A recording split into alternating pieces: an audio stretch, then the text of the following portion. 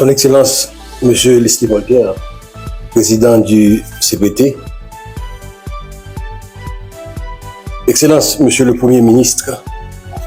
Mesdames et Messieurs les membres du gouvernement, Monsieur le commandant-chef des forces armées d'Haïti, Monsieur le commandant-chef des forces de police, Monsieur le commandant-chef des forces de la mission multinationale de soutien à la sécurité, distingués représentants de la société civile, Mesdames, Messieurs les membres de la presse parlée, écrite et en ligne, honorables invités en vos rangs, grades et titres. Dans ce contexte de menaces de sécurité de niveau de défense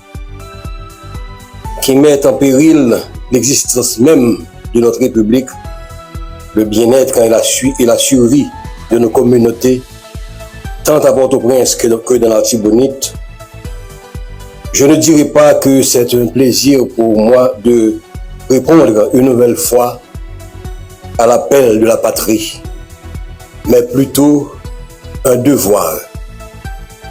Aussi, voudrais-je profiter de l'occasion pour remercier le Conseil présidentiel de transition et le Premier ministre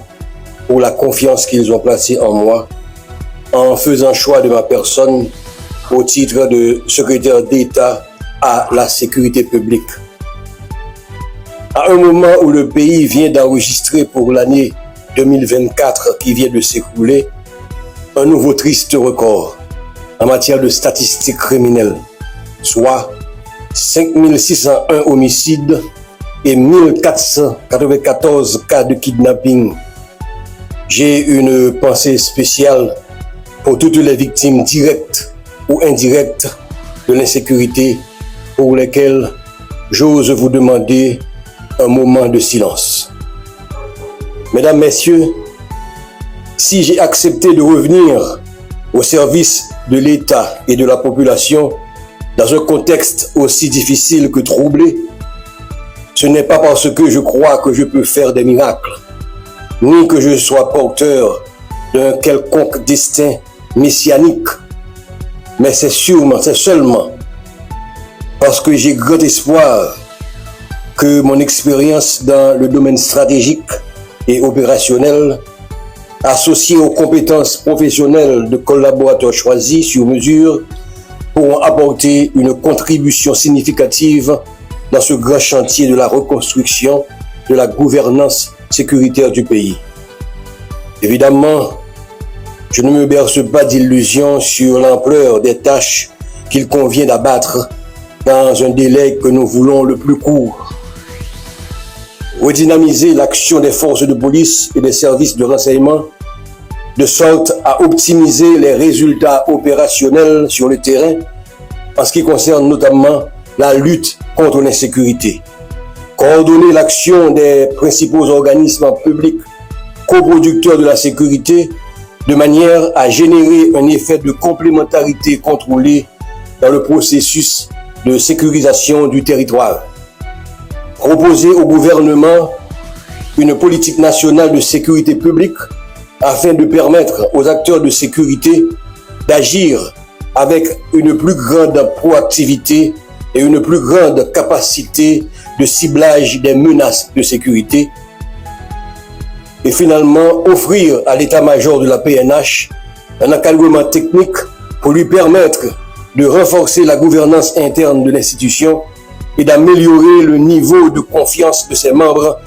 dans le commandement et le niveau de confiance de la population dans les forces de police. Tous ces défis qui nous paraissent colossaux sont pourtant nécessaires pour garantir la mise en place d'une ingénierie institutionnelle performante, en même temps qu'il nous faudra aussi penser ou repenser les outils stratégiques qui nous permettront de mieux appréhender et mitiger les facteurs de risque du crime transnational organisé qui ne cesse de menacer notre sécurité intérieure. Je pense naturellement aux menaces de sécurité que représente le trafic des armes et de munitions impliquant les frontières haïtiano-dominicaines et les ports de la Floride. le trafic de drogue qui ne cesse de transformer notre territoire en un pays transit pour les cartels colombiens, la cybercriminalité qui attire sur notre sol même des acteurs criminels en provenance de l'Europe du Sud, le terrorisme dont les pratiques de violence prédatrices trouvent déjà un écho favorable chez certains groupes armés à Port-au-Prince et à Petite-Rivière de la Tibonite. Mesdames, Messieurs,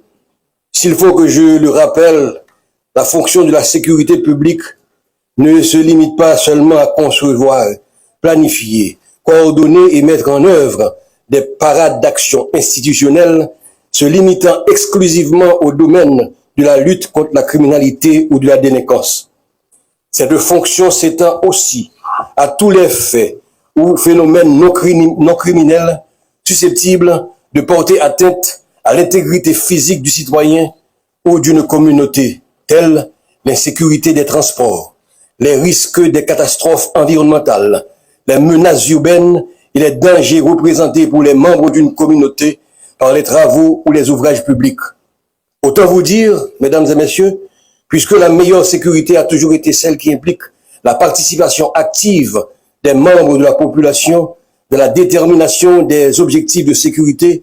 nous ambitionnons de construire des partenariats stratégiques avec les acteurs locaux des municipalités et des quartiers exposés ou menacés par les groupes armés ou les violences communautaires.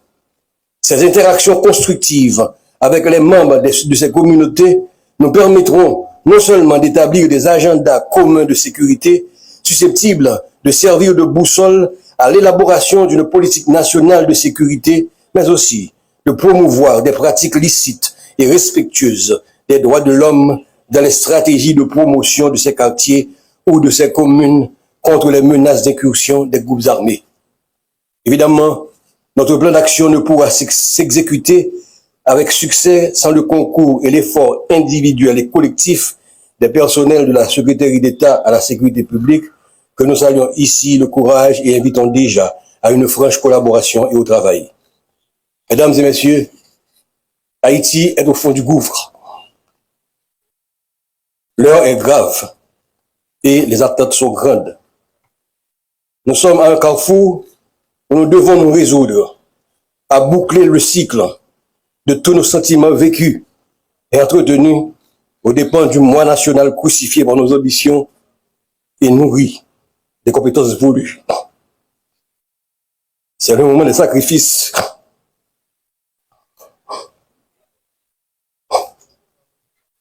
C'est le moment de la création. C'est le moment de la transcendance. À ce prix seulement, nous réussirons à sortir notre pays du gouffre et à le replacer dans le concert des nations. Le temps n'est donc plus à la rhétorique, ni aux jérémiades de circonstances, mais plutôt aux actes concrets qui permettront aux Haïtiens de l'intérieur de vaquer librement en toute sécurité à leurs occupations et à ceux de l'extérieur de revenir en toute quiétude en terre natale. Il nous faudra le faire pour Haïti.